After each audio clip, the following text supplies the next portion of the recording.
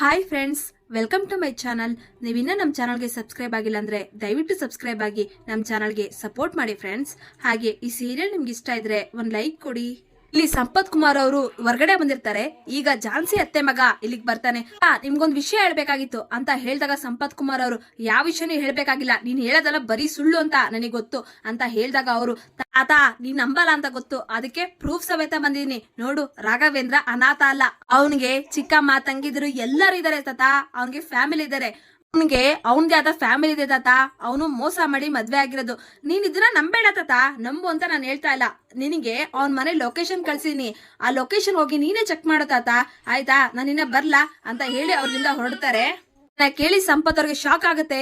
ಅಲ್ಲ ಇವನ್ ಏನ್ ಮಾಡೋದ, ಲೊಕೇಶನ್ ಬೇರೆ ಕಳ್ಸಿದನಲ್ಲ, ಸರಿ ಅಲ್ಲೇ ಹೋಗಿ ವಿಚಾರಿಸೋಣ ಅಂತ ಸಂಪತ್ ಕುಮಾರ್ ಅವರು ರಾಘವೇಂದ್ರ ಅವರ ಮನೆಗೆ ಹೋಗ್ತಾರೆ. ಇಲ್ಲಿಗೆ ಸಂಚಿಕೆ ಮುಕ್ತಾಯಗೊಳ್ಳುತ್ತೆ. ದಯವಿಟ್ಟು ನಿಮ್ಮ ಮನಸ್ಸುಗಳನ್ನ ಕಮೆಂಟ್ ಮಾಡಿ. Thank you.